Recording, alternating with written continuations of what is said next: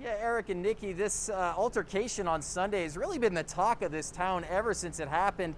Dozens of people have come up and approached us here on the street and just told us their 2 cents about it. Many are now questioning why the police who witnessed this fighting didn't get involved and break it up. The marchers are coming down this way.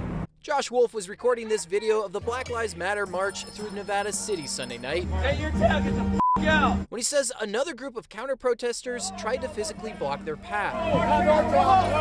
It seemed like they attempted to walk through them. However, they were met with pushes, signs being pulled away from them. At about the same time, Graham Hayes and Amanda Dozal say they were walking home from having dinner in downtown Nevada City, and they were shocked to see so many Nevada City police officers and Nevada County Sheriff deputies standing back and doing nothing. I actively asked police officers to step in and assist, and they actively shooed me away.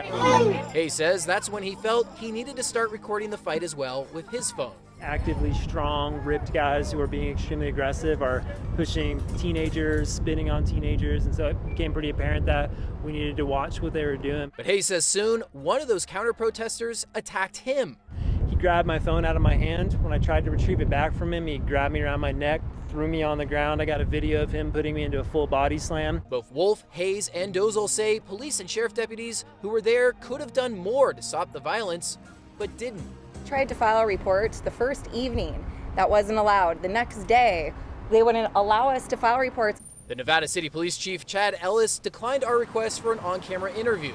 But in a statement he released to Fox 40, he admits the counter-protesters were the ones who started the fight, saying, quote, "I have launched an investigation into the incident and have assigned a special investigator to exclusively handle this case.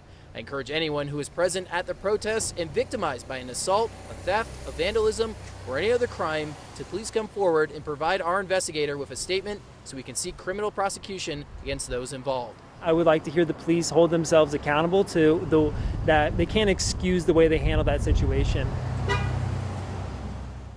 Now, we did get a chance to speak with at least one of the counter-protesters who told us he didn't want to do any sort of formal interview because he now fears his life and he also fears he might now lose his job. But he told us that that group had concerns that there might be some vandalism from the other side going up into these neighborhoods here in Nevada City.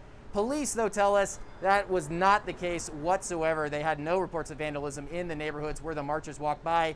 We were handed this kind of piece of propaganda from the counter-protesters, and if you see here, it says "Back the Blue." Well, the police here in Nevada City tell us that that counter-protesting group actually worked against the police force in starting violence on the street. So they say, the police here at least say, and the police chief says, they actively worked against the police, so they certainly did not back the blue. Reporting live in Nevada City tonight, Doug Johnson, Fox 40 News.